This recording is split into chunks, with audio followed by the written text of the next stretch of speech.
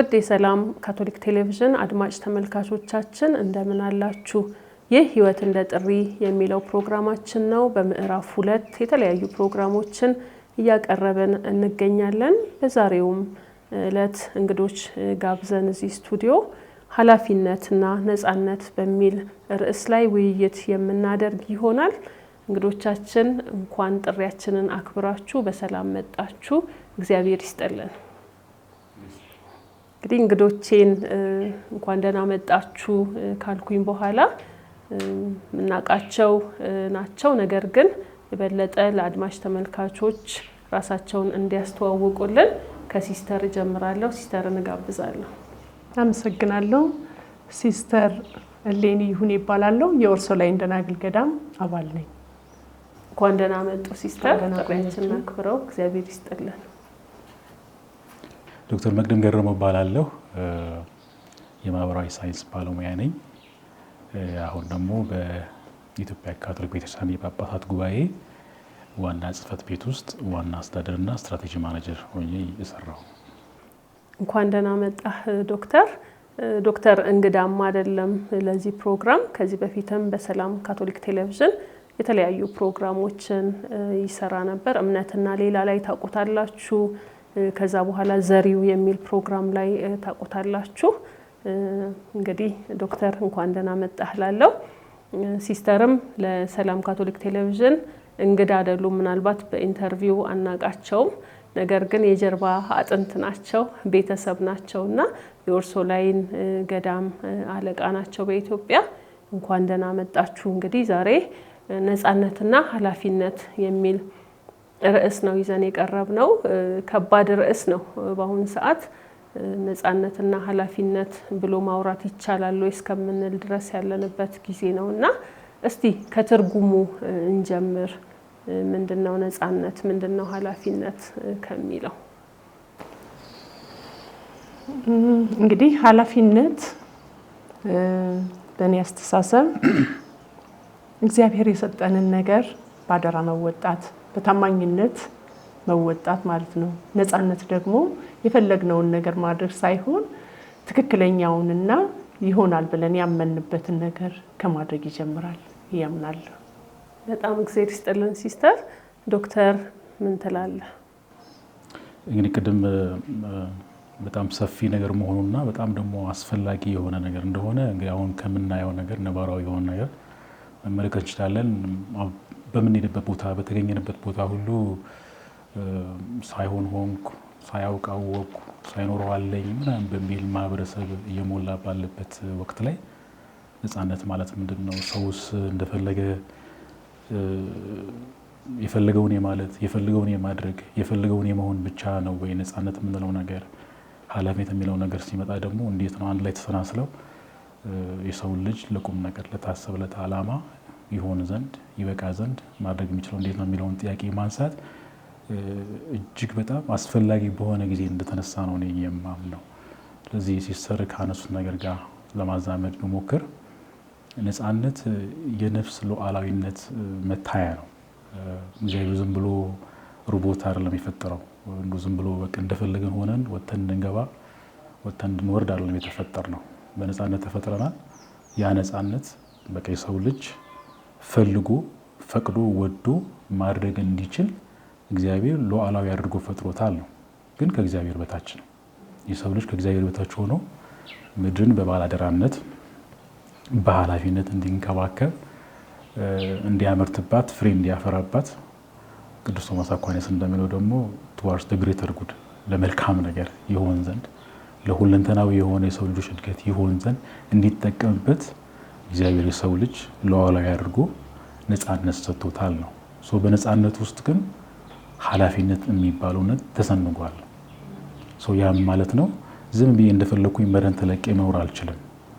ሲጀመር መኖር እችላለሁ ብሎ ማሰብ ራሱ የኃላፊነትን የነፃነትን ጥልቀት ወይም እውነት ካለማወቅ የሚመነጭ ነገር ነው። ስለምን እኔ ሰው ነኝ ነው። እኔ በእግዚአብሔር መልክና አምሳል ስለተፈጠርኩኝ በዛ ልክ የመኖር እውነት የነፃነቴ ጥግ ነው። ነፃነቴ ደግሞ ያድርስ የሚያደርሰኝ በትክክል ቅድም ሲስተር እንዳሉት ትክክለኛ የሆነን እውነት ከመኖር ጋር የተዛመደ መሆኑን በሚያረጋግጥ የተግባር ህይወት ስኖረው ነው ኃላፊነቴን በሙላት ተወጥቻለሁ ብዬ የማምነውና ስለዚህ ኃላፊነት የሰው ልጆች ሰውነት ተገልጦ የሚኖርበት እውነት ነው። ያለ መኖር ደግሞ የሰው ልጅ ነፃ ነው ተገዶ አይደለም። ወር አንድ ሰው ያስፈራራው የሆነ አካል ኢቭን እግዚአብሔር ራሱ ያስፈራራው አይደለም ያን ነገር የሚያደርገው። ስለዚህ ሉዓላዊ የሆነው አምላክ ሉዓላዊነት የሰጠው ለሰው ልጅ በነፃነት ተመላልሶ ዘመኑን በሙላት እንዲጨርሰው ነውና ከዛ ጋር የተዛመደ ነገር አለ። በጣም ጥሩ እሳቤን ያላችሁት በነፃነት መፈጠር የመምረጥ ኃላፊነት ለሰው ልጆች መሰጠት ማንም ሳያስፈራራው ማንም ይሄን አድርግ እያለ ሳያስጨንቀው የመምረጥ እድሉ ነፃነቱ የምንለው ነገር ሲሆን ኃላፊነቱ ደግሞ የመረጠው ነገር ይዞት የሚመጣ ውጤት እንዳለ ኮንሲኩዌንስ እንለዋለን አይደለ? ያንን ማወቅ የሚለው ነገር ነው። እንግዲህ በክርስቲያን የፈለግነውን ማድረግ ሳይሆን ትክክለኛ ነገር መምረጥ መቻል፣ ክፉንም ደጉንም መምረጥ የመቻል አቅም የተሰጠን ማለት ነው። እንደው በአሁኑ ሰዓት ሁሉም የፈለገውን ማለት በሚችልበት ሰዓት ይሄ ነገር እንደው ነፃነትና ኃላፊነት ብሎ ማውራት ይቻላል ወይ? በእርግጥ ሁሉም ሰው ነፃ ነኝ ብሎ ሁሉን ነገር አያደርግም። ሁሉም ሰው ነፃ ነኝ ብሎ ኃላፊነቱን የሚተው የለም። ነገር ግን አንዳንድ ጊዜ የምናያቸው ነገሮች ሁሉን የማድረግ መፈቀዱ እንደው ከኃላፊነትስ አሽሾናል ወይ የሚል ነገርም አለና እንደው በአሁኑ ጊዜ ባለንበት በ21ኛው ክፍለ ዘመን ስለነዚህ ነገር ማውራት እንችላለን ወይ? አው ኃላፊነት የመረዳት መንፈስ ነው፣ የመምረጥ መንፈስ ነው፣ ጉብዝናም ነው። ሁሉ ነገር በነፃነት ተሰጥቶናል። ሁሉ ነገር ማድረግ እንችላለን። ነገር ግን ሁሉም ነገር አይጠቅመንም። ያን ነገር ለይቶ ማወቅ ኃላፊነት ነው። ያን ኃላፊነት መወጣት ስንችል ነው ራሳችንን ጥሩ መስመር ላይ ልናገኘው የምንችል እንጂ ነፃነታችንን ሁሉ ተጠቅመን የምናደርግ ከሆነ ምናልባትም ያ ነፃነታችን ምን ደረጃ ላይ እንደሚያደርሰን አናውቅም። ከነፃነት ጋር ኃላፊነት ሲመጣ ግን ወስነን ወይም ለይተን ማወቅ የምንችልበትን ጸጋ ተጠቅመናል ማለት ነው። ካልሆነ ግን ነፃነት ሁሉም አይጠቅምም፣ ሁሉም አይጎዳም። ነፃነታችን ግን በኃላፊነት ስናደርገው ጥሩ መስመር ላይ እንገኛለን። ያ ነው። ስለዚህ ያው በድፍረት መናገር እንችላለን። I think ስለ ነፃነትና ኃላፊነት ማውራት አለመቻል ነው ወይ ደግሞ ከዛም አልፎ መኖር አለመቻል ነው ዋናው ትልቁ ድፍረት ነው ብዬ የማስበው። ምክንያቱም እኛ ዝም ብለን አሁን መኖር አንችልም። ዝም ብለን በኖር ነው ህይወት ልክ ተጽዕኖ አለው። ልክ አሁን ኤሌመንታሪ በሆነ መንገድ ብንገልጸው የአንድ ሳንቲም ሁለት ገጽታ ነው ብለን ማስቀመጥ እንችላለን። ስለዚህ በሁለቱም አንዱ ሳይድ ላይ ኃላፊነት አለ፣ አንዱ ሳይድ ላይ ነፃነት አለ። ነፃነት አለን ማለት በአንድ በኩል የመምረጥ አቅም አለን ማለት ነው። የመምረጥ አቅም አለን ማለት ከነፃ ፈቃድ ጋር የተዛመደ ነገር አለው።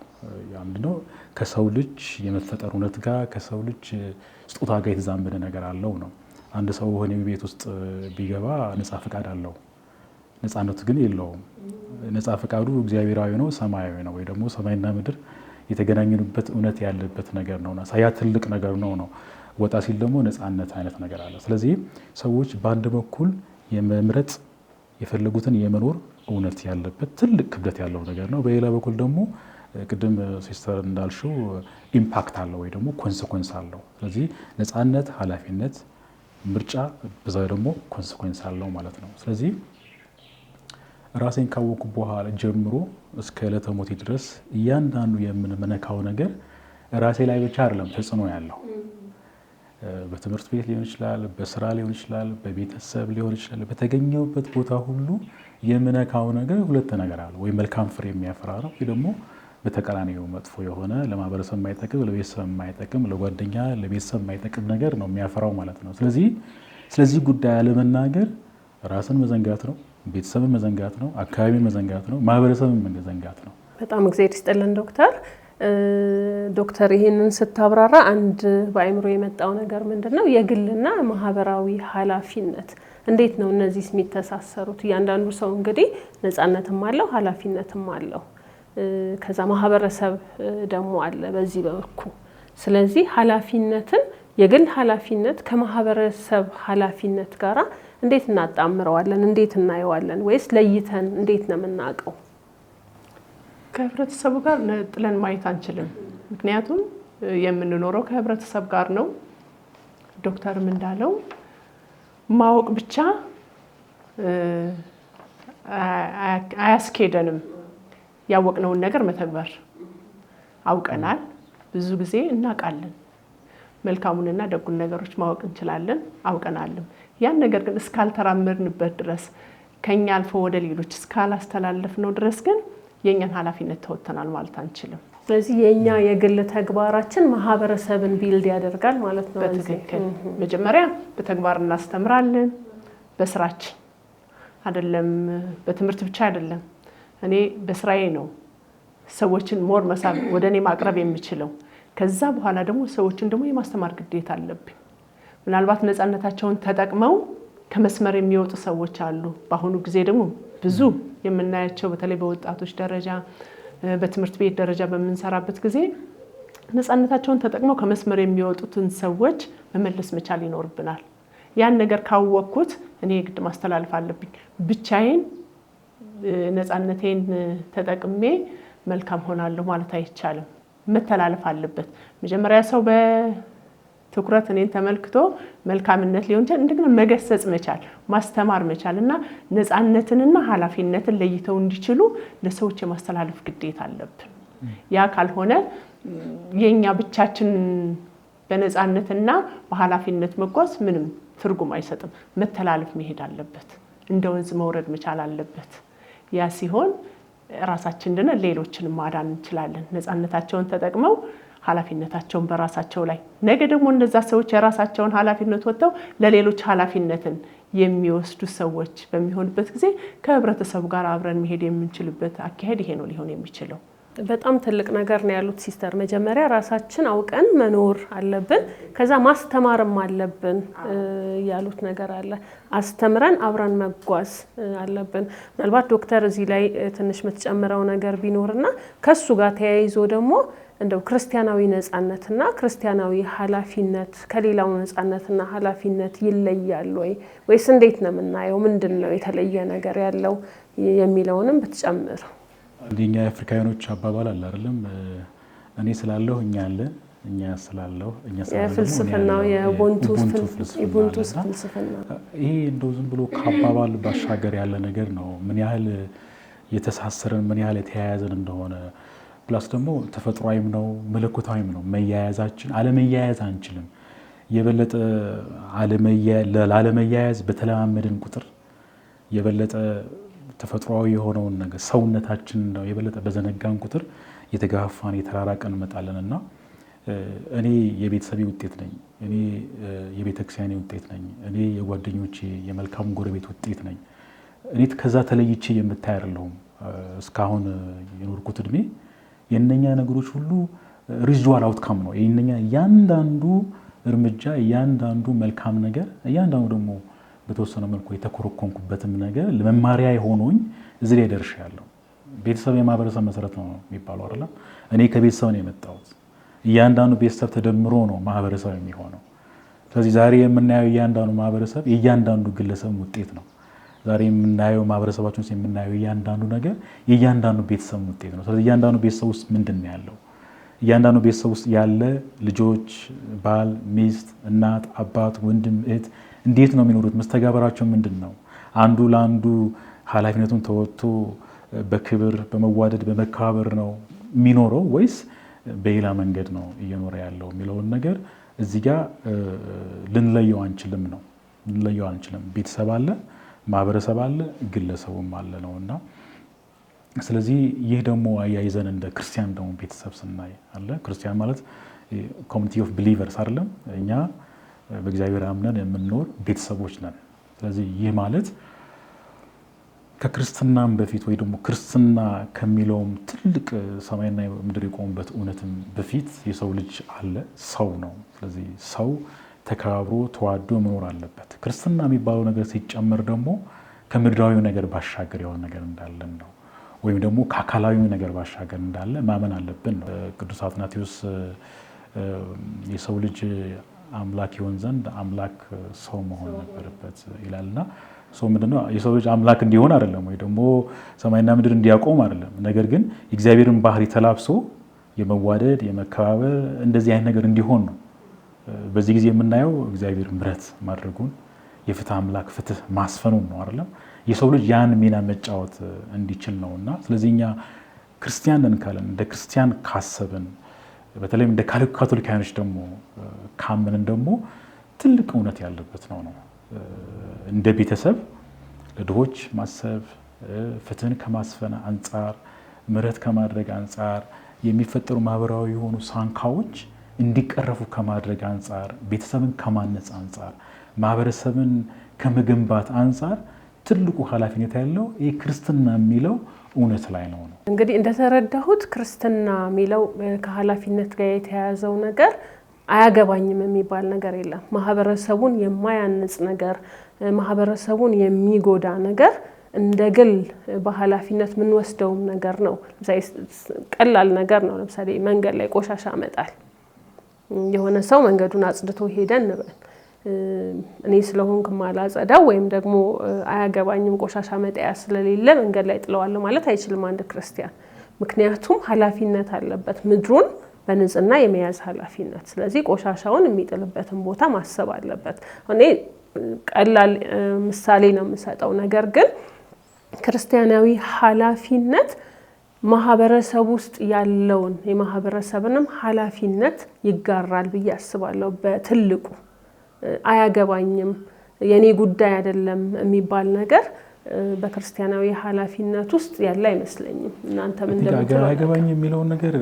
የሚመጥንም አይደለም to be honest ማለት እንደ ሰው በእግዚአብሔር መልክና አምሳያ ተፈጥሬያለሁ እኔ ክቡር ነኝ እኔ ምድራዊ የሆነ ነገር ባሻገር ሰማያዊ የሆነ ህይወት ተጠብቀኛል ስለዚህ ይሄ ጊዜያዊ የሆነ ጊዜን በተሟላ መልኩ ፍሬያማ በሆነ መንገድ ማሳለፍ አለብኝ ብሎ ራሱን ላወቀ ሰው ቅድም ሲስተር እንዳሉት አያገባኝም አይመጥም በጣም ካቅም በታች የሆነ ነገር ነው እንደተማረ ሰው እንደሚያውቅ ሰው ራሱን እንደሚያውቅ ሰው ቤተሰብ እንደሚመራ ሰው ጥሩ ጓደኛ እንደሆነ ሰው በተለይ ደግሞ ሲስተር ካህን እንደሆነ ሰው እንደወጣት ደግሞ ቤተሰብ አካባቢ በጥሩ ስነምግባር የተመላለስኩ ነው ለሚያምን ሰው አያገባኝም ይሄን አይመለከተኝም የሆነ የተጣመመ ነገር የተበላሸ ነገር ማህበረሰብን የማይመጥን ክርስቲያንን የማይመጥን የሰው ልጅን የማይመጥን የእግዚአብሔርን ክብር ደግሞ ለእግዚአብሔር ክብር የማይገባ ነገር እያየ የሚያልፍ ሰው እያየ አያገባኝም የራሱ ጉዳይ የሚል ሰው አይ ቲንክ ራሱን መጠየቅ አለበት መጀመሪያ እኔ ለዚህ ምን አይነት ምላሽ ነው መስጠት ያለብኝ ለሰው ልጅ ሁሉ ምን አይነት ምላሽ ነው መስጠት ያለብኝ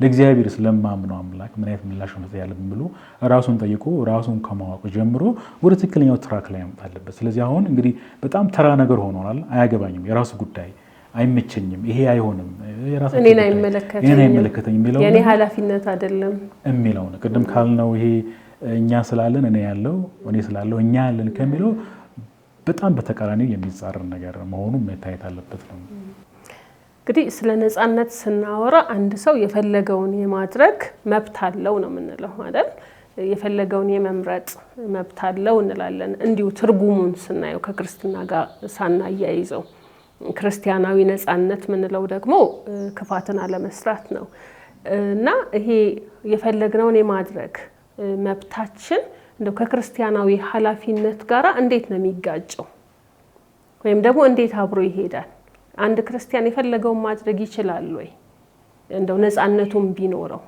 የፈለገውን ማለት ይችላል ወይ ነፃነቱ ቢኖረው ወይስ ኃላፊነቱ ክርስቲያናዊ ኃላፊነቱ ገደብ ያስቀምጥላታል የቱ ጋር ነው ነፃነቱ የሚያቆመው ወይም የቱ ጋር ነው የነፃነቱ ገደብ ያው መታገዝ ይፈልጋል ሁሉም ሰው አንድ ሊሆን አይችልም ሁሉም ነገር ነፃነት ስላለው ሁሉም ነገር በነፃነት የሚያደርጉ ሰዎች ሊኖሩ ይችላሉ ግን ያ ነፃነታቸው የት ያደርሳቸዋል የሚሉትን ነገር መገንዘብ እስከሚችሉ ድረስ ነው የሚሄዱት ከዛ ወደ ኋላ ውድቀት ውስጥ ከመግባታቸው በፊት ግን ያን ነገር እኛ መስራት መቻል አለብን ሁሉም ነገር እኮ ተፈቅዷል ብሏል ሐዋርያው ጳውሎስ ነገር ግን ሁሉም ነገር አያጸድቅም በአሁኑ ጊዜ ደግሞ በምንመለከትበት ጊዜ ለምሳሌ በወጣቶች ደረጃ ስናይ በየመንገዱ ብዙ ነገር እኮ ልናይ እንችላለን ግን እንዴት ነው ዝም ብለናቸው የምናልፈው አንድ ቀን ወይ እኛን ይወቅሱናል ወይ አንድ ቀን እኛን ያመሰግኑናል ነፃነታቸውን ተጠቅመው የሚያደርጉትን ነገር እኛ ኃላፊነት ወስደን እስካልገሰጽናቸው ድረስ ከቤተሰብ አቅም በላይ ሆኖ ሊሆን ይችላል። ቤተሰብ እኮ የቻለውን ያህል ሁሉ አሟጦ ያደርጋል። ከ5-6 ቤተሰብ አንዱ ተለይቶ ሊወጣ ይችላል። ያ ሳይመከር ቀርቶ አይደለም። ሁኔታዎች እስከሚያስተምሩት ድረስ ግን መጠበቅ የለብንም። እስከ ጥግ ድረስ መሄድ ይኖርብናል። ነፃነቱ መልካም ነው። እግዚአብሔር ሁሉን ነገር ነፃ አድርጎ ሰጥቶናል። ነገር ግን ያቺ ነፃነት የት ታደርሰናለች የሚለው ነገር እስከሚገነዘብ ድረስ ግን መጠበቅ አይኖርብን። ብዙዎቹ ይጠፉኳሉ። ብዙዎች ወይ እኔ ባለማገዜ ወይ ቤተሰብ ባለማገዙ ሊባል ይችላል። በተለይ ደግሞ በእኛ በቤተ ክርስቲያን ደረጃ፣ በክርስትና ደረጃ፣ በሃይማኖት ማንኛውም ሰው አይቶ አንዳንድ አባቶች አሁን ከፍ ያሉ አይተው አያልፉ፣ ይገስጻሉ ሰዎችን። እኛስ ምን ያህል ያን ነፃነታቸውን ተጠቅመው እንዳይጠፉ እንዴት ነው ልናግዛቸው የምንችለው? ነገር ማገዝ ደግሞ ግዴታችን ነው። ነገ ለህሊና ወቀሳ እንዳንዳረግ መሆን የሚገባንን ነገር እስከ ጥግ ድረስ መሄድ ይኖርብናል። በቤተሰብ ደረጃ፣ በማንኛውም በአካባቢው፣ በቤተክርስቲያን፣ በትምህርት ቤት በምንሰራቸው የስራ ሂደቶች ውስጥ እስከ መጨረሻ ነፃነታቸውን ተጠቅመው በነፃነታቸው በተጠቀሙት ግን ነፃ መውጣት የሚችሉበትን መንገድ እንዲመርጡ ማገዝ እስከ መጨረሻ የኛ ኃላፊነት ነው መሆን ያለው።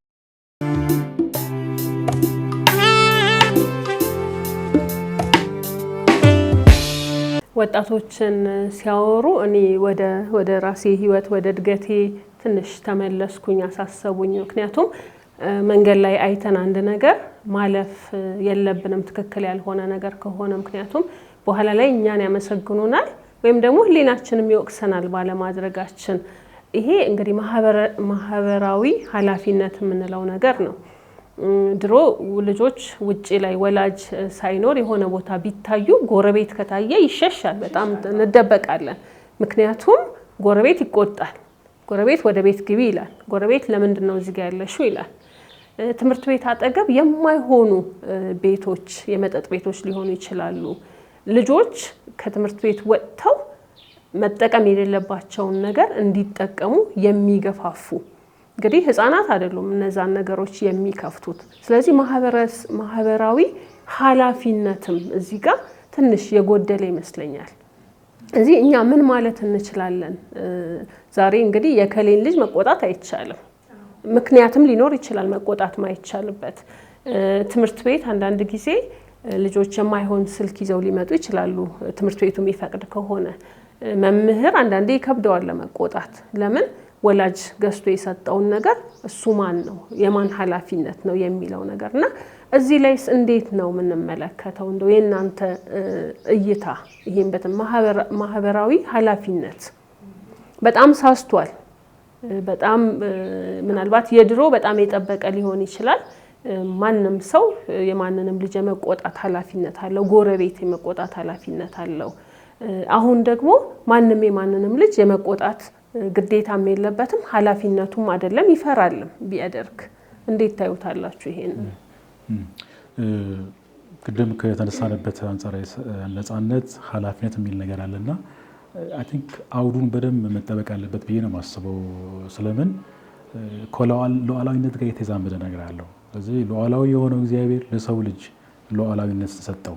ሉዓላዊነት ሲሰጠው ደግሞ እንደፈለገ እንዲሆን ሳይሆን በራሱ በእግዚአብሔር ጸጋ ተደግፎ ነው መሆን ያለበት። አሁን ቅዱስ ቶማስ አኳይነስ፣ ሴንት አውጉስቲን የሚሉት ነፃነትና ጸጋ የሚቃረኑ ነገሮች አይደሉም ነው፣ የሚደጋገፉ ነገሮች ናቸው። እግዚአብሔር ለሰው ልጅ ነፃነት ሲሰጠው የሰው ልጅ የእግዚአብሔርን ጸጋ አክሰስ እንዲያደርግ ነፃ ፍቃድ ሰጥቶታል ነው። ስለዚህ እኔ ነፃ ነኝ ስል ራሴን ካወቅኩኝ ከእግዚአብሔር ጋር የምኖር ከሆነ ወይ ደግሞ ያ መለኮታዊ የሆነው ነገር በዙሪያዊ እንዲሰርጽ እንዲኖር የምፈቅድ አይነት ሰው ከሆንኩኝ የማደርገው ነገር ፊልተር የማደርገው ነገር የማጣራው በራሱ በእግዚአብሔር ተደግፌ ነው። በራሱ እንግዲህ ጸጋ ማለት እግዚአብሔር ወዶ ፈቅዶ የሚሰጠን ረድኤት ነው። ያ ረድኤቱ ፐርማነንት ነው፣ ቋሚ ነው።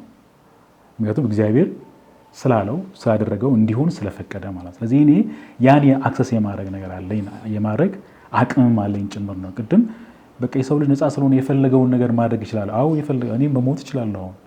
አሁን ላይ ትኩሷ ማፍሰስ እችላለሁ።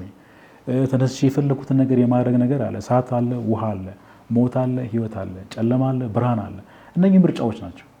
እዚህ እኔ ማንም አያስገደኝም። የሚያስገደኝ እንግዲህ ህግ አለ አይደለም? ህግ እንግዲህ የተፈለገበትም የመጣበትም ዋና ዓላማ የሰው ልጅ በዚህ ልዕል በሆነው እግዚአብሔር በሰጠው በእግዚአብሔርና በሰዎች መካከል ማኖር የሚችለው ሰማያዊ የሆነው እውነት በተሟላ መልኩ መኖር ስላልቻለ ዲፎርምድ ስለሆነ እግዚአብሔር መጀመሪያ ፎርም አድርጎታል። በኃጢአት በግል ፍላጎት በተለያየ ስግብግብነት አማካይነት የሰው ልጅ ያንን ፎርሙ እያጣ መጣ ነው። ለዚህ ነው ክርስቶስ ደግሞ እንደገና ሪፎርም ላይ ያደርገን የመጣው። እዚህ በዛ የሪፎርም እውነት ውስጥ ሆኜ እኔ መመላለስ ካልቻልኩኝ እንግዲህ እንደፈለኩ እየሆንኩ ነው ማለት ነው። እንደፈለኩ ሰውን ግን እኔ ላይ ብቻ አይደለም ተጽዕኖ ያለው ነው። በተገኘውበት ቦታ በአለባበሴ፣ በአነጋገሬ፣ በአኳኋኔ፣ በስራዬ፣ በትምህርቴ፣ በቤተ እምነቴ በተገኘውበት ቦታ የተንሻፈፍኩት እኔ ስላለሁኝ በእኔ ልክ ነው ማህበረሰቡ እንዲንሻፈፍ አስተዋጽኦ ማድረገው ምክንያቱም ሆነ እዚህ ይሄ ነገር እንደው ይሄን መረጥኩኝ ይሄን አደረኩኝ ብቻ ከሚለው ነገር አልፎ የሰው ልጅም ሁለንተናዊ የሆነው ማንነት ከመዛነፍ ጋር የተያያዘ ነገር ነው። ያ ማለት ነፍስ አለ። ለምሳሌ ነፍሳችን አለ። ነፍሳችን ውስጥ ነፃ ፈቃድ አለ፣ አይምሮ አለ፣ ስሜታዊ የሆነው ነገር አለ። ስለዚህ አይምሮ ወይ ደግሞ ይሄ ከእንስሳ የሚለየኝ ማንነት እየተጎሳቆለ በመጣ ቁጥር ስሜታዊ የሆነውን ነገር የግል ሆዴ፣ ኪሴ እነዚህ ነገሮች ሁሉ ያንን ነገር ባንሻፈፉት ቁጥር እዚህ በልቤ በአይምሮዬ በእጄ መካከል ያለው ህብር እየጠፋ ይመጣል ማለት ነው። የኔ ሁለንተናም የኔ መዋቅርም እየተበላሸ እየተጣመመ ይመጣል ማለት። ስለዚህ እኔ ስብዕና የተዛነፈ ሰው ማህበረሰብ ውስጥ የምኖር ዝም ብሎ የምንከላወስ ሰው ነው ሆኖ ማለት ማህበረሰቤንም በዛው ልክ ደካማ አደርገዋለሁ እያደረኩት ነው። ዓላማ የለኝም። እኔ ማን ነኝ? ምንድነው የምሰራው? ወዴት ነው የምሄደው? አጠገቤ ያሉ ሰዎች እነማን ናቸው? ምን አይነት መጽሐፍ ነው የማነበው? ምን አይነት ቪዲዮ ነው የማየው? ምንድነው የማደርገው? የሚሉት ጥያቄዎችም ስለሌሉ ዝም ብሎ መረን ተለቆ መኖር የተመቸኝ ይሆናል ማለት ነው። ያ ማለት ቅድም ስለ ታለንት አውርተናል አይደለም? ስለዚህ በተሰጠኝ ልክ ማህበረሰቤን ማገልገል አልችልም ማለት፣ በተሰጠኝ ልክ ቤተሰቤን ማገልገል አልችልም፣ ማገዝ አልችልም ማለት። ስለዚህ የአንድ ሰው መዛነፍ በአጽናፈ ዓለም ውስጥ የመንሻፈፊያ ምክንያት ይሆናል ነው የሚባለው። እኔ የዚህ አጽናፈ ዓለም አካል ላይ ነው። ስለዚህ በህብር መኖር ካለብኝ ሁላችንም በተቻለን አቅም ሳንጣመም ተቃንተን ለእውነተኛ የሆነ እውነት ተገዝተን ለመኖር ስንችል ብቻ ነው እንግዲህ ህብሩ እያማረ የሚመጣው ማለት ነው። ስለዚህ የአንድ ሰው መንሻፈፍ ብቻ ተደርጎ አንሶ መታየት የለበትም። ምክንያቱም ጥቂት ሰዎች እኮ የዓለም መጥፋት ምክንያት ሆነዋል። ጥቂት ሰዎች በሚሊዮን ለሚቆጠር ህዝብ የማለቅ ምክንያት ሆነዋል። አንድ ሰው ደግሞ ለምሳሌ እማሆይ ቅድስት ተሬዛ ለብዙሃኑ የመታገዣ ምክንያት ሆነዋል አይደል? በሌላ በኩል ደግሞ ለብዙሃኑ የመጥፊያ ምክንያት የሚሆኑ ሰዎች አሉ። የቁጥር ጉዳይ ብቻ አይደለም፣ የእውነት ጉዳይ ነው። አንድ ሰው በትክክል ገብቶት የሚኖረው ፍሬያማ ህይወት ለሌሎች የመታገዣ ምክንያት ከመሆኑ አንጻር ነው ነፃነትም ኃላፊነትም መታየት ያለባቸውና ስለዚህ ማህበረሰብ ስናነሳ እኔ የማህበረሰቡ አካል ነኝ ነው። ስለዚህ በዛ ልክ ነው መታየት ያለበት። ምናልባት ስለ ልጆች የተነሳ ነገር አለና ምናልባት ሲስተር የሚጨምሩት ነገር ከሌለ እዚህ ላይ ስለ ልጆች ማንሳት ፈለኩኝ። ሲስተር ስለ ወጣቶች እያወሩ ነበር እና ልጆችም ለምሳሌ ኃላፊነት እንዴት ነው የምናስተምራቸው ምናልባት የሚለውንም ነገር ዶክተር። ስለዚህ አሁን ማህበረሰባችን ካለበት ነገር ጋር ስንነሳ ቤተሰብ ጋር እንመጣለን፣ ልጆች ጋር እንመጣለን እና የመጀመሪያውን መቅደም ያለበት ቫሊዩ ፎርሜሽን የሚባለው ነገር ነው። ቫሊዩ ሲስተማችን ከየት ነው የምናገኘው? ነው ከመጽሐፍት ነው፣ ከሚዲያ ነው፣ ከሶሻል ሚዲያ ነው፣ ከሆነ ጤነኛ ካልሆነ ጓደኛ ነው። ከየት ነው ቫሊዩቻችን ድሮ የምናደርገው? ነው ክርስቲያናዊ እሴቶቻችን ማለት እንችላለን ወይስ እሴቶችን ብቻ ማለት እንችላለን? እሴቶችን ማለት እንችላለን። መመሪያዎች፣ የህይወት መርሆች ጥሩ የሆኑ መልካም የሆኑ የተሻለው መምረጥ ቬግ ነው አይደለም? ለምሳሌ ህይወትን መምረጥ ቫሊዩ ነው። ሞትን አልመርጥም። የሚያቃጥለን ነገር፣ የሚያበላሽን፣ የሚያደክም ነገር አልመርጥም። ወደ ክርስቲያናዊ ስንመጣ ግን ከቨርቹ ጋር ማያያዝ እንችላለን። ከፍትህ ጋር፣ ራስን ከመግዛት ጋር፣ ኃላፊነትን ከመወጣት ጋር፣ ነፃነትን በአግባቡ ከመጠቀም ጋር፣ ሰዎችን ከማክበር አንጻር፣ ራስን ከመውደድ፣ ሌላውን ከመውደድ አንጻር አያይዘን እነኚህ ነገሮች ቫሊዩስ ወይ ደግሞ እሴት ማለት እንችላለን ነው። እንግዲህ ስለ መለኮታዊ የሆኑ ቫሊዩዎች አሉ። እምነት፣ ተስፋ፣ ፍቅር ምናምን ብለን ማስቀመጥ እንችላለን። ነገረ መለኮታዊ ወይ ደግሞ የፍልስፍና አንጻርና ቶማስ አኳይነስ የተወያዩባቸው አሁን የዘረዘርኳቸው ነገሮች አሉ። ስለዚህ እነኚህ ነገሮች ቤተሰብ ውስጥ መገኘት አለባቸው። ቤተሰብ የቤት ውስጥ ቤተክርስቲያን ነው ብለን እናስተምረን አይደለም። ስለዚህ ልጆች ከቤተሰብ የሚያገኙት ነገር ምንድን ነው? መናናቅ ነው ወይስ መከባበር ነው? መዋደድ ነው ወይስ መጠላላት ነው? ታላቅን ማክበር ነው ወይስ ቁልቁል ማየት ነው? የሚሉት ነገሮች ከየት ነው የሚያገኙት ልጆች? ቤተሰብ አለ፣ ትምህርት ቤት አለ። ከትምህርት ቤት ደግሞ ማህበረሰብ ውስጥ ይገባሉ። አሁን ደግሞ ቤተሰብም ቢኖር ትምህርት ቤትም ቢኖር ማህበረሰብ የምንለው ነገር ቢኖር ማህበራዊ ሚዲያ በደንብ አድርጎ ልጆችን ሼፕ እያደረገ ነው ያለው። ስለዚህ ልጆቻችን እያሳደገልን ያለ ነው እኛ ወላጆች ነን ወይስ ማህበራዊ ሚዲያው ነው የሚለው? ምክንያቱም ማህበራዊ ሚዲያው በጣም ሰፊ የሆነ ነገር አለው። ያንን የመምረጥ አቅም አላቸው ወይ ልጆች? የላቸውም። ስለዚህ ወዴት ይመጣል? ከቫሊዩ ፎርሜሽን ወደ ቫሊዩ ክላሪፊኬሽን ወይ ደግሞ እሴቶችን ማጥራት። ማህበራዊ ሚዲያ ላይ ብዙ ነገር ሊወራ ይችላል አይደለም? ልጆች ከቤተሰብ ያገኙት ቁም ነገር ከቤተሰብ ያገኙት ነገር ጥሩ ዜጋ የሚሆኑ ጥሩ ክርስቲያን የሚሆኑ ከምንም በላይ ደግሞ ጥሩ ሰው የሚሆኑ አይነት የሚያደርጋቸው ከሆነ የሚገጥማቸው ነገር ወንፊት ላይ ያስቀምጠው የማጥራት አቅም አላቸው ማለት ነው። ስለዚህ ይሄ ቫሊዩ ክላሪፊኬሽን ነው።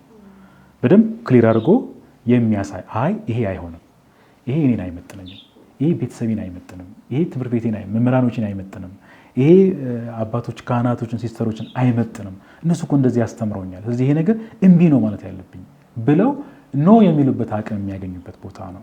ሶስተኛው ላይ ቫሊዩ ቾይስ ነው።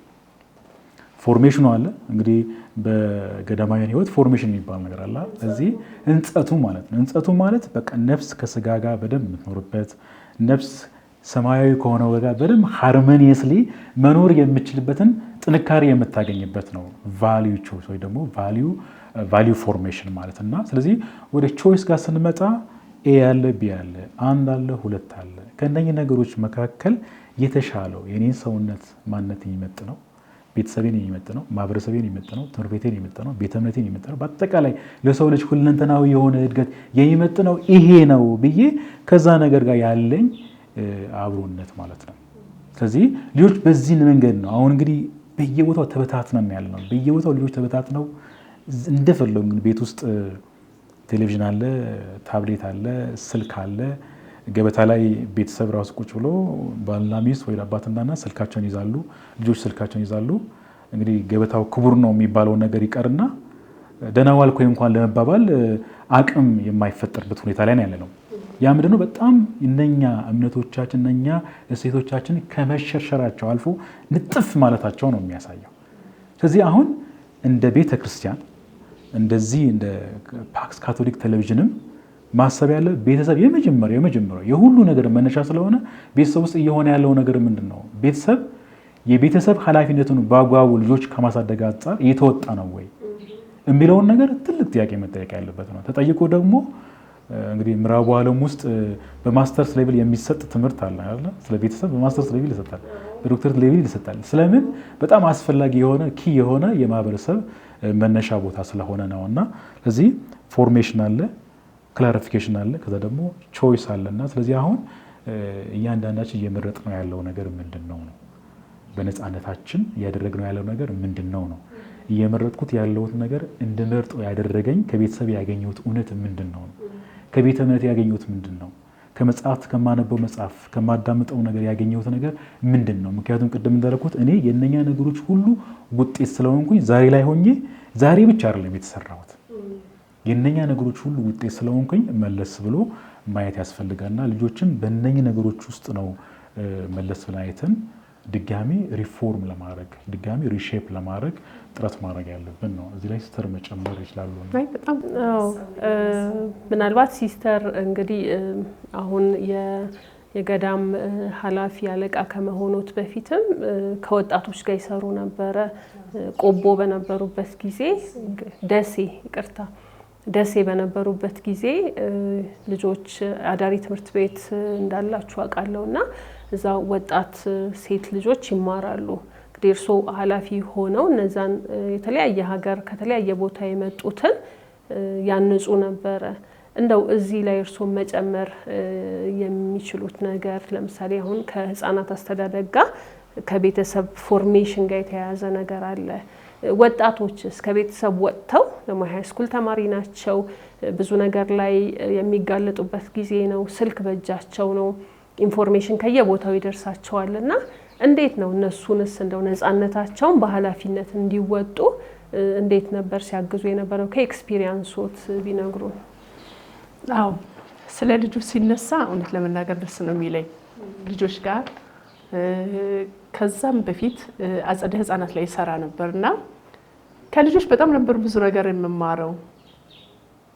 ነፃነት አላቸው ልጆች፣ የሚናገሩት በነፃነት ነው። እና የካቶሊክ ትምህርት ቤቶች ደግሞ ትልቁ ስራችን ልጆችን በስነ ምግባር ማነጽ፣ ወላጆችም አምነው የሚያመጡት ወደኛ ትምህርት ቤት ልጆች በስነ ምግባር እንዲያድጉላቸው ነው። ስለዚህ ህፃናት ጋር በምንሰራበት ጊዜ እኔ ህፃናትን በጣም የምወዳቸው የነበር ለምንድን ነው ለውጥ ቶሎ ማየት ነው የምፈልገው። ከልጆች ላይ ለውጥ ቶሎ ነው የምታየው። ማለት ለውጥ እንደኔ ቶሎ ማየት የሚፈልግ ሰው ትምህርት ቤት ጋር ሲያስተምር ከልጆች የሰጠሻቸውን ነው መልሰው የሚሰጡሽ። በጣም ጎበዞች ናቸውና አንድ ጊዜ አሁን ስትሉት ምን ትዝ አለኝ። አንድ ህፃን ልጅ ነበርና እኔ ወደ ትምህርት ቤት እየሄድኩ ብስኩት ይዟል። ያን ብስኩት ጓደኛው ስጠኝ ይለዋል። አልሰጥም አለው። አለመስጠት እኮ መብቱ ነው፣ ኃላፊነትም ነው። በቃ የራሱ ነው፣ ንብረቱ ነው። በሩቅ ጠራኝና ሲስተር ብሎ ጠርቶ ምን አለኝ፣ እናንተ ያላችሁን ነገር ተከፋፈሉ ብላችሁ አስተምራችሁን የለም ወይ? አዎ አልኩት። በሩቅ ነው፣ ይሄው ስጠኝ አለው። ልጁም ወዲያውኑ ኢሚዲየትሊ ከፍሎ ሰጠው። ያን ማለቴን እኔ አላስታውስም፣ ግን ሁሌም ለልጆች ከትምህርት ቤት ትምህርት ከመጀመራቸው በፊት ሞራል እያልን የምናስተምራቸው ነገሮች በእርግጥ በአንዳንድ ቦታ ላይ እንከለከላለን፣ ግን አለማወቅ ነው። ለልጆች የምንሰጣቸውን ነገር ነው የሚሆኑት። ልጆች ደግሞ ከወላጆቻቸው ይልቅ አስተማሪ ወይም ሲስተሮች የሚሏቸውን ነገር ተግባራዊ ያደርጋሉ። ትልቅ ኃላፊነት ነው። በተለይ በአጸደ ህፃናት ላይ ልጆችን ሸፕ አድርገን ካወጣናቸው በጣም ነው ለወላጅም የሚያግዙት። የወላጆቻቸውን ታሪክ እኮ መጥተው ይነግሩናል። ነፃነታቸውን አይሽ እሱን ተቀብለን እኛ ከወላጆች ጋር እንነጋገር ነበር ትምህርት ቤት በምንሰራበት ጊዜና ያ ህፃን ብስኩት የራሱ ነው ማካፈል ግን እንዳለበት ከኛ ነው የተማረው። አይሰጡም ብዙ ጊዜ አንዳንድ ልጆች በጣም ለጋሶች አሉ፣ አንዳንዶች ደግሞ። ስለዚህ የኛ ማስተማር የኛ መንገር በነፃነት እንዲሰጥ ደስ ብሎት ነው የሰጠው። ስለዚህ እኔ ምናምን በቃ ሁሉ ጊዜ ለልጆች ሆን ብለን ማስተማር እንዳለብን የተሰጣቸውን ነገር አንድ ቀን ይጠይቁናል ወይም አንድ ቀን ተግባራዊ ያደርጋሉ የሚል ነውና ለልጆች በአሁኑ ጊዜ ያሉ ወላጆች ጊዜ የላቸው። አንደኛ ኑሮው ሊሆን ይችላል። ጠዋት ይወጣሉ፣ ማታ ይገባሉ፣ ደክመው ነው የሚገቡት። ሲደክማቸው ሞባይል የሆነ ነገር ይሰጧቸዋል ልጆች። በዛ ሰላም እንኳን ስትያቸው ያን ይዘው መልስ የማይሰጡ ልጆች አሉ። ሚዲያው ተቆጣጥሯቸዋል። ምንድነው የሚያዩት? ምናልባት ብዙ ህፃናቶች ሳይ ሄደስ የሚል ያሻንጉሊት ነገር ሊሆን ይችላል፣ ግን ሰውን የመስማት ኃላፊነት አለባቸው። ሲጠሩ አቤት የማለት ኃላፊነት አለባቸው። ወላጆቻቸው ቢጠሯቸው ስልካቸውን እያዩ ነው አቤት የሚሉት። ያ ነገር ልጆችን ገዛቸው። ነፃነቱ ስልክ ማግኘት ነፃነት አላቸው፣ ግን ተገዙ በዛ ነገር ላይ እና ያ ነገር ከባድ ነው የሚሆነው። ስለዚህ ለወላጆች ትምህርት ቤት ላይ በተለይ ካቶሊክ ትምህርት ቤት ላይ የሚሰሩ የሞራል ትምህርቶች በጣም ትልቅ አስተዋጽኦ አላቸው። አንድ ተማሪ አንድ ህፃን ቁጭ በል ሲባል ቁጭ ማይል ከሆነ ተነስ ሲባል ማይነሳ ከሆነ እንዴት ነው ማዘዝ የሚቻለው? ትምህርት ቤት ላይ ይሄን ሸፕ ለማድረግ እኛ ትምህርት ቤት ያለን ካቶሊክ ትምህርት ቤቶች ትልቅ እድል አለን። እኛ ምንም ቢሆን ልጆችን ሞራል ሳናስተምር ሌሎችን ትምህርቶች አንቀጥልም። ያ ነውና ወደ ወጣቶች ደግሞ ስመጣ ብዙ ጊዜ እኛ ደሴ አዳሪ ትምህርት ቤት አለን። ብዙ ወጣቶች ናቸው፣ ከ30 እስከ 40 ልጆች ነው የምናመጣቸው። የመጀመሪያ ዓመት ላይ በጣም ነው የሚከብዳቸው። ወላጆቻቸው የሚያመጡበት ምክንያት የተለያየ ነው። እነዚህ ልጆች ከቤታቸው እንደፈለጉ የሚበሉ የሚጠጡ፣ ቴሌቪዥን እንደፈለጉ የፈለጉትን ፕሮግራም የሚቀያይሩ፣ ስልክን በእጃቸው ላይ ያሉ ናቸው። እኛ ጋር ሲመጡ ስልክ ሊሚት ነው፣ አይቻልም። ቤተሰብን የሚያገኙበት ሰዓት አለ። አሁን ግን በየትምህርት ቤቱ ምን አለ፣ ቴሌግራም ላይ ነው ሜሴጅ የሚላከው፣ አሳይመንት። በዛ ምክንያት ኮንትሮል ልጆችን መቆጣጠር አልቻልንም። ከባድ ነው። ምክንያቱም ነፃ ሚዲያ ነው ለልጆቹም እና በዚህ ጊዜያቶች እሱ ነው ከባድ እና ልጆች ከተወሰነ ወራት በኋላ መስመር ውስጥ ይገባሉ። ወላጆቻቸው በጣም ይደሰታሉ። ክረምት ላይ ሄደው የሚሰሯቸው ስራዎች ከኛ የተማሩትን ነገር አፕላይ ያደርጋሉ ቤተሰቦቻቸው ተመልሰው ያመሰግናሉ። የሚያመጡበት የተለያየ ምክንያት ነው። ትንሽ የስነ ምግባር ችግር ሲያጋጥማቸው ነው ወደኛ የሚያመጧቸው። ግን የተወሰነ ወራት ይቸገራሉ እንጂ መስመራቸው ላይ ይይዛሉ። ስለዚህ እነሱ ጋራ ነፃነታቸው መጠቀም የሚችሉት ቆመን ነው። ሲያጠኑ ቆመን ነው። በሚተኙበት በመኝታ ሩም ሲስተሯ አጠገባቸው ነው የምትተኛው። ትምህርት ቤት ሲሄዱ ተሸኝተው ነው፣ ሲመለሱም እንደዛው አንተዋቸው። ምክንያቱም የኛ መስራች ምንድነው የሚለው ከወጣቶች አንድ ደቂቃ እንኳን አይናችሁ ዞር አይበል ነው። ትምህርት ቤት ወላጅ የኛ ልጆች ተጠርተው መጡ ማለት በተለይ ለኔ በነበርኩበት ጊዜ በጣም ነበር የሚከብደኝ ነበር እና አዳሪ ተማሪዎች ጎበዞች ሆኑ ሲባል ትርፉ ለኔ ነበር። በተለይ ከተሸለሙ ትልቅ በዓል ነው የምናደርግላቸው። ለምን ለኛም ነው ደስታው። ስለዚህ አስተምረናል፣ ጥሩ ሆነውልናል የሚል ትልቅ ኃላፊነት ነው ያለብን። ስለዚህ ነፃነታቸው መጠቀም በጣም ይፈልጋሉ። በጣም ያለቅሳሉ ስልክ ሲያጡ። ስልክ የሚያገኙበትን ምክንያት ነው የሚፈልጉት። ይሄ ደግሞ አሁን ነው በየትምህርት ቤቱ አሳይመንት በቴሌግራም የሚባሉ ነገሮች እንግዲህ እንጂ ከወጣቶች ጋር ነፃነታቸውን እንዲጠቀሙ የምናደርገው ትግል ብዙ ነው። መስራቻችን እንደዛ ነው የሚለው። ወጣቶች ሴቶች ልጆችን ነው የሚለን የኛ መስራች። ለተወሰነች ደቂቃ እንኳን ፊታችሁ ዞር አይበል አይነት ነገር ነው የሚለን እና ደስ የሚል ስራ ነው፣ ግን ከባድም ነው። በአሁኑ ጊዜ ግን ትንሽ ይከብዳል። ልጆችን ለውጣቸውን የምናየው መቼ ነው? እኛ እንደክማለን እንላለን፣ ግን ተግባር ላይ ሲያደርጉት እንመለከታለን። በዛን ሰዓት ግን የመቀበል መንፈሱ ግን ቀላል አይደለም። ግን ያላቸው ሁኔታ ተለውጦ ስናይ ትልቅ ለውጥ አለውና ነፃነታቸውን የመጠበቅና የመተግበር ሁኔታ በእኛ ላይ ትልቅ ስራ ይጠበቅብናል።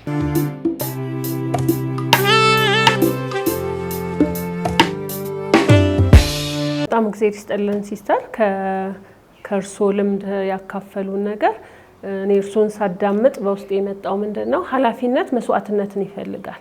ምክንያቱም አንድ ሲስተር አብራ ነው የምታድረው፣ ቆማ ነው፣ ሸኝታ ነው፣ ጥናታቸው ላይ ትኩረት ሰጥታ ነው። ምክንያቱም ወጣቶች እንግዲህ ነፃነታቸው አላቸው፣ ነፃነታቸውን ይፈልጉታል። ነገር ግን በሆነ እድሜ ደረጃ ላይ ያለ ሰው የሚያደርገው ምርጫው ወይም የነፃነቱ በኋላ ላይ የሚያመጣው ውጤት ኮንሲኩዌንሱን ብዙ ጊዜ አይረዱትም። ምክንያቱም ምርጫዎች ሁሉ በኋላ ላይ ውጤት አላቸው ወይም ደግሞ ምንድነው የሚባለው የሚያመጡት ነገር አለ በዛ ሰው ላይ። ነገር ግን ወጣቶች ያንን የማገናዘብ አቅም ስለሌላቸው ምርጫቸውን ብቻ ወይም የሚያስደስታቸውን ብቻ ወይም ነፃነቱን ብቻ ነው የሚመለከቱትና የትልልቅ ሰዎች ኃላፊነት ምንድነው? ምርጫህ የሚያመጣው ነገር አለ።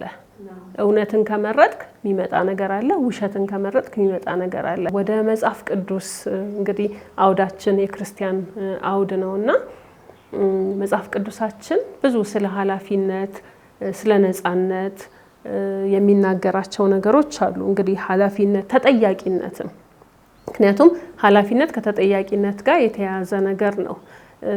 በማቴዎስ ወንጌል ምዕራፍ 24 ከቁጥር 45 እስከ 47 የደጉና የክፉ አገልጋይ ታሪክ አለ። እንዲሁም ደግሞ ማቴዎስ 25 ከ14 እስከ 13 ላይ ደግሞ የመክሊት ታሪክ አለ። እንግዲህ እነዚህ ሁለቱ ታሪኮች አንደኛው ደግና ክፉ አገልጋይ፣ ደግ አገልጋይ እንግዲህ በደንብ የተሰጠውን ኃላፊነት የሚወጣ፣ ክፉ ደግሞ ጌታዬ አይመጣም በማለት ኃላፊነት የተሰጠውን ሰራተኞችን በመደብደብ በጊዜ ምግብ ባለመስጠት ይላል መጽሐፍ ቅዱስ። እነዚህን በማጉላላት ጌታዬ አይመጣም በማለት በመጠበቅ በኋላ ላይ ጌታው ሲመጣ እንግዲህ ዋጋውን የሰጠው፣ እንዲሁም ደግሞ መክሊት የተሰጣቸው እያንዳንዳቸው ያተረፉት፣ አንድ የተሰጠው ደግሞ የቀበረበት ነው። ስለዚህ ኃላፊነት ደግሞ ከተጠያቂነት የሚርቅ ነገር አይደለም። ነፃነት አለን፣ ኃላፊነት አለን፣ ተጠያቂነትም አለን። ስለዚህ የነዚህ እንደዚህ አይነት የተግባር ህይወትን እንድንኖር መጽሐፍ ቅዱሳችን ይጋብዘናል፣ ክርስቶስ ይነግረናል። እና እንዴት ነው ተጠያቂነትን ከኃላፊነት ጋራ እዚህ ጋር የምናያይዘው? ስጦታ አለ፣ ነፃ ስጦታ ነው። 5ቱም የተሰጠው 5ም እንዲያተርፍ የተሰጠው 2ም የተሰጠው 1ም የተሰጠው በነፃነት ነው የተሰጠው። ይሄኛውም ደግሞ ደጉ አገልጋይም ክፉም አገልጋይ የተባለው በቤቱ ላይ እግዚአብሔር እንዲያስተዳድር በነፃነት ሰጥቶታል፣ ኃላፊነት ሰጠው።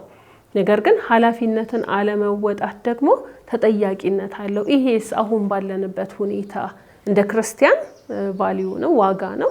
አሁን ባለንበት ሁኔታ እንዴት ነው የምናየው? በክርስቲያን አውድ እስቲ ንገሩኝ። መቼም መጽሐፍ ቅዱስ የኛ መመሪያችን ነው። ያለሱ ምንም ነገር ማድረግ አንችልም። አንድ ሰው ደግሞ ያወቀውን ነገር የማድረግ ደግሞ ግዴታ አለበት፣ ኃላፊነት አለበት። ስለ መክሊት ስናወራም ስለ ደጉ ሳምራዊም ስናወራ ማድረግ እንደሚገባ ነው የምንታዘዘው። ባለማድረጋችን ደግሞ ተጠያቂዎች ነን። ትልቁ ነገር እሱ ነው። ባወቅነው መጠን ነው። አለማወቃችንም ራሱ ሊያስጠይቀናል። ስለዚህ በቤተክርስቲያን ደረጃ ቤተክርስቲያን ታስተምራለች። ቤተክርስቲያን አስተምራ እኛን እዚህ ካደረሰችን ደግሞ እኛ ደግሞ የማስተማር ግዴታ አለብን። ምክንያቱም ቤተሰብም የሚመሰረተው ከዛ ነው። ጥሩ ቤተሰብ መመስረት የሚቻለው ከመጽሐፍ ቅዱስ መሰረት ሲይዝ ነው። ማድረግ አለብን፣ ማድረግ አለባችሁ ነው የሚለው መጽሐፍ ቅዱስ። አይ ቢሆን ብሎ የሚያስተባብል ነገር የለውም። ስለዚህ ባወቅነው መጠን እናደርገዋለን። ባወቅነው መጠን ባለማድረጋችን ደግሞ እንጠየቅበታለን። አንዳንዴ ምን ይላሉ? ህሊና የእግዚአብሔር ድምጽ ነው ይባላል። ብዙ ጊዜ ባለማድረጋችን ወይም ደግሞ የሆነ ነገር በምናደርግበት ጊዜ ህሊናችን ሰላም ይነሳናል። መጽሐፍ ቅዱስ ያላወቀም ሰው ቢኖር መልካም ባለማድረጉ ወይም አንድ ነገር ሳያደርግ በማለፉ ህሊናው ሰላም ነስቶት ያድራል። ያ ማለት የእግዚአብሔር ድምጽ ነው። ቃሉ ለኛ በደንብ ተነግሮናል። ቃሉን መተግበር ነው። ቃሉን ባለመተግበር የምንጎዳው እኛ ነን። የምንጠየቀው ደግሞ ኃላፊነታችን ባለመወጣት እኛ ነን። ስለዚህ መጽሐፍ ቅዱስ ለኛ ትልቁ መመሪያችን ነው። ምናልባት አሁን የሳይኮሎጂ መጽሐፍቶች ምናምን ሁሉም ነገር መሰረቱ የመልካም ነገር ሁሉ መሰረት መጽሐፍ ቅዱስ ነው። ከዛ ተነስተው ነው ብዙዎቹ መልካም ነገር መጻፍ የሚችሉት። እኛ በተመቸን መልኩ ስለምንሄድ ብቻ ነው እንጂ መጽሐፍ ቅዱስ መልካም ለማድረግ ላለማድረግ የሚሰጠን ትልቅ መመሪያችን ነው። ባለማድረጋችን ግን እንጠየቅበታለን። ባወቃችሁት መጠን ትጠየቃላችሁ ነው። ያን ብለን ግን ላለማወቅ ወደ ኋላ አንልም። መጀመሪያው መታወቅ ያለበት ነገር ምን ያህል እንደተንሻፈፈን ማወቅ መቻል አለብን። ኃላፊነታችንን አላግባብ እየተጠቀምንበት እንደሆነ ጥልቀቱን ማወቅ፣ ምን ያህል ነፃነታችንን አላግባብ እየተጠቀምንበት እንደሆነ፣ ኃላፊነታችንን ምን ያህል በአግባቡ እየተወጣን እንዳልሆነ ጥልቀቱን ማወቅ መቻል። ከዛ ነው መነሻ። ምክንያቱም እንግዲህ ጀስቲፋይ እናደርጋለን ብዙ ጊዜ። አሁን ሲስተር እንዳልሽው ቤት ውስጥ ራሱ ይሄ ልክ አይደለም እኮ ሲባል ልክ ነው ብዬ ነው የሰራሁት አይነት ነገር በሚል ምክንያቶችን እንደረድራለን። ስለዚህ ራሳችን እንወስናለን፣ ራሳችን እንመርጣለን፣ ራሳችን የፈለግነው እናደርግልና እሱ ስላደረገው አደረግኩኝ፣ እሷ ስላደረገችው አደረግኩት፣ እንደሷ እኮ አይደለም የኔ እኮ ቀለል ያለ ነው ያደረግኩት፣ ያጠፋሁት ጥፋት ቀላል ነው አነስ ያለ ነው ብለን ጀስቲፋይ እናደርጋለን። ይሄ ነፃነታችንንም ኃላፊነታችንንም በሙላት ካለማወቅ፣ ከምንም በላይ ደግሞ እግዚአብሔር ለምን እንደሰጠን ዓላማው ምን እንደሆነ እጅግ በጣም ካለማወቅ የተነሳ ያለማወቅ ውጤትም ጭምር ነው ይሄ ነገር። ስለምን አሁን ሲስተር እንዳሉት ነው እንግዲህ የመቅበርም መብት አለ። የኔን ተሰጥኦዬን የመቅበር የተሰጠኝን መክሊት የመቅበር መብት አለኝ። እግዚአብሔር ለምን ቀበርክ ነው። ባለመቀበሩ ምክንያት የሚሰጠው ሪዋርድ ቀረበት እንጂ የማይረባ ነገር ሆነ እንጂ ሰውየው የመቅበርም መብት አለው። ስለዚህ እግዚአብሔር ሉዓላዊነትም ይሄ ነው። በቃ ይሄ እኔ እንደፈለኩ የመጠቀም መብት አለኝ ነው። እግዚአብሔር ፈልጎ ወዶ ነው እንዲወደድ የሚፈልገው። እግዚአብሔር በሰው ልጆች ፈቃድ ተመስርቶ ነው ከእግዚአብሔር ጋር ያለው መስተጋብር ራሱ ማስቀጠል የሚፈልገው። ይህ ማለት የሰው ልጅ ምን ያህል እንደተከበረ የሚያሳይ ነው። የሰው ልጅ ምን ያህል ረቂቅ መዋቅር እንዳለው ከእግዚአብሔር ጋር ማለት ልቡ፣ ልቦናው፣ አይምሮ፣ ነፍሱ ብለን የምናወራው ነገር ከምንም በላይ ደግሞ መንፈሱ ብለን የምናወራው የእነኚህ ነገሮች ህብር ነው የሰው ልጅ ሁለንተናዊ በሆነ መንገድ እግዚአብሔራዊ የሆነው ህይወት ኖሮ ጊዜያዊ የሆነውን ጊዜው በመልካም ፍሬ አጥለቅልቆት ማለፍ የሚችለው። ስለዚህ እኛ የቱ ጋር እንዳለ ማወቅ አለብን። እንደ ቤተሰብ፣ እንደ ጓደኛ፣ እንደ ማህበረሰብ ምን ላይ ነው ያለ ነው እየሆነ ያለው ነገርና መሆን የሚገባው ነገር ሚዛን ላይ ማስቀመጥ አለብን። እየሆነ ያለው ነገር ጥላቻ ከሆነ መሆን የሚገባው ደግሞ ፍቅር ነበረ። ስለዚህ ይህ ከየት ነው የመነጨው ብለን ሚዛን ላይ አስቀምጠን አይ ይሄ ነገር አይረባንም ብለን ቁርጥ ፍቃድ ልክ ንስሐ ስንገባ ቁርጥ ፍቃድ እንደምናደርገው ቁርጥ ፍቃድ አድርገን ከአሁን በኋላ ይሄ ነገር አይረባኝም፣ አይሆነኝም፣ አይመጥነኝም ብለን ወደ ትክክለኛው ትራክ የመምጣት ውሳኔው እኛ ጋር ነው ያለው ነው። ስለዚህ እንደ ቤተ እምነት በጣም ብዙ ተቋማቶች አሉ። በተቋማቶቻችን፣ በትምህርት ቤቶቻችን፣ በጤና ጣቢያዎቻችን በተለያዩ በተገኘው አጋጣሚ ሁሉ ማህበረሰብን የማነጽ ነገን ይህን ማህበረሰብ የማስቀጠል ከእግዚአብሔር የሰጠ ክርስቲያናዊ የሆነ ማንዴት አለ። ይህ ማንዴታችን በሙላት መወጣት የኛ ኃላፊነት ነው። ይህ ኃላፊነታችን ማወቅ አለብን። ክርስቶስ ነፃ አውጥቶ ይህ ኃላፊነት በነፃነት እንድንወጣው በኃላፊነት እንድንኖረው ፈቅዶልና ስለዚህ ራሱ ፈቃጁን ይዘን ፈቃጁን ተደግፈን ነው ይህን ኃላፊነት መወጣት የምንችለው እና ስለዚህ በዚህ መንገድ ነው እኔ አሁን ዛሬ ስመጣ ኃላፊነት ተሰምቶኝ ነው የመጣሁት። ከብዙሃኑ የተሻለ እውቀት ስላለኝ ከብዙሃኑ የተሻለ ስለተማርኩኝ አይደለም። ርዕሰ ጉዳዩ የተሰጠኝ ይህ ፕላትፎርም ነው። ስለዚህ ባለኝ አቅም ባወቅኩት ቤተክርስቲያን ባስተማረችኝ ጓደኞቼ መጽሐፍት ባስተማሩኝ ልክ የሆነ ነገር ለመስጠት ኃላፊነት ተሰምቶኝ ነው የመጣሁት እንጂ ያለ መምጣት ነፃነት ነበረኝ። ስለዚህ አንድ የምጥለው ጠጠር ነው ማለት ነው በትንሹ ማለት። ስለዚህ በተገኘውበት ቦታ ሁሉ በዚህ ልክ እያንዳንዳችን መጓዝ ከቻልን ኃላፊነታችን እየተወጣን ነፃነታችን ደግሞ በክብሩ ልክ እየኖር ነው እየመጣን ነው ማለት ነው። ስለዚህ ከዚህ የተለየ ነገር የለውም። በጣም ከባድ አድርገን ማየት የለብንም። ቅድም ሲስተር እንዳሉ በተገኘንበት ቦታ ሁሉ የምንጥላት ትንሿ ጠጠር እንግዲህ ጋን በጠጠር ይደገፋል እንላለን አይደል? ያቺ ነገር ነው እግዚአብሔር ከዛ የበለጠ የሚፈልገው ነገር የለም ከኛ። በተገኘንበት ቦታ ሁሉ ያቺ ትንሿ ነገር አስቀምጠን ለሌሎች የመዳኛ የሌሎች የመታገዣ ለሌሎች የመፈወሻ የሌሎች የመጠገኛ ምክንያት መልካሙን የማያ ምክንያት መሆን ከዛ ውጪ ሌላ የሚያስፈልግ ነገር የለውም እና አሁን እንግዲህ ከመስጠት ይሄ ቁሳዊ ከሆነው ነገር ጋር ባሻገር አብሮ መኖርም በጣም ያዳገተን ያለበት ጊዜ ነው። ይሄ በጣም አስቸጋሪ ጊዜ ነው። የዚህ ሁሉ ውጤት የሰው ልጅ ነፃነት በአግባቡ ያለመወጣቱ፣ የሰው ልጅ ኃላፊነት በተሟላ መልኩ አለመወጣቱ። እማሆይ ቅድስት እማሆይ ተሬዛ መንገድ ላይ አንድ ቦታ ላይ ከእህቶቻቸው ጋር እየሄዱ ረጅም ጊዜ ኦልሞስት ለ13 ዓመት የተኛ ሰው ያገኙና ሳንቲም ሰጡት። ሲሰጡት ግን እንካ ወንድሜ ይሉታል። ሲሉት ሰውየው ማልቀስ ጀመረ። ያለኝ ይሄ እኮ ነው፣ ለምን ነው የምታለቅሰው ሲሉት አይ 13 ዓመት እዚህ ቦታ ላይ ተኝቻለሁ፣ እስካሁን አንድም ቀን አንድም ሰው እንካ ወንድሜ ብሎኝ አያውቅም ነው። ሁሉም ሰው ሳንቲም እየወረወረኝ ይላል እንጂ ወንድሜ ብሎ ሰው መሆኔን እንኳን ሪኮግናይዝ አያደርጉልኝም ነው። ስለዚህ ክርስቶስ ያስተማረንም ዋናው ነገር ይሄ ነው። መጀመሪያ ሰው ይቀድማል፣ መጀመሪያ ሰውነት ይቀድማል፣ ክብሩ ይቀድማል እንጂ ሌላኛውን ነገር እንግዲህ አብረን ለፍተን ጥረን ምናምን የምናመጣው ነገር ነውና ስለዚህ ይሄ መዋደዱ፣ መከባበሩ፣ መተሳሰቡ፣ አብሮ መኖሩ እነኚህ ነገሮች እጅግ በጣም የራቁን ጊዜ ነውና እነኚህ ነገሮች እኛ ሳንታበይ ቅድም እንዳለ የራሴ ጉዳይ የራሷ ጉዳይ ምናምን ሳንባባል አይ ይሄ ይመለከተኛል እኔ ስላለሁ ነው እኛ ያለ ነው እኛ ስላለን ነው እኔ ያለሁት የተሳሰርነን በሚል እውነት ውስጥ ተመልሰን ራሳችን ማየት የሚጠበቅብን ጊዜ እንደሆነ ነው በመጨረሻ ማስተላለፍ። በጣም እግዚአብሔር ይስጥልን። ሲስተር ምናልባት ሳልል ስለ ነፃነትና ስለ ኃላፊነት እችን ነገር ሳልል አልሄድም የሚሉት ነገር ካለ ለእርሱማ እንደ እድል ስጦት። አይ ከዶክተርም እንደሰማነው በጣም ጥሩ ነገር ነው ዛሬ የተወያየንበት። ራሱ በዚህ ደቂቃ እንኳን ለራሳችን ኃላፊነት ይዘን የምንሄድበትን ነገር ነው አግኝቼ እየሄድኩ ያለሁት። የምናደርጋት ዶክተር ሲገልጻት ቀላል ትመስላለች፣ ጋን በጠጠር ይደገፋል። የምናደርጋት ነገር በሙሉ ዋጋ እንዳላት ወይኔ ይሄን ነገር ሳልል ይሄን ነገር ባደርገው ይሄ ሰው እኮ ሊመለስ ይችል ነበር የሚል ጸጸት ውስጥ እንዳንገባ ባለን ኃላፊነት በውስጣችን በምናደርገው መልካምነት ማንኛውንም ሰው ነፃነቱን እንዲጠቀም ነፃነቱን በመልካምነት እንዲጠቀም ማድረግ የሚገባ እንደ ካቶሊካዊነት ብዙ ጊዜ የሚታወቀው በዚህ ነው። ማንም የሚለው በዚህ ነው። በመልካምነት በማድረግ በማስተማር ትምህርት ቤት የሚመጡ ተማሪዎች እነማን ናቸው? ማንም። ግን ካቶሊክ ትምህርት ቤት ነው የተማርኩ ብለው ሊያስታውሱት የሚችሉበት መሰረታዊ ነገር ትምህርተ ክርስቶስ ነው።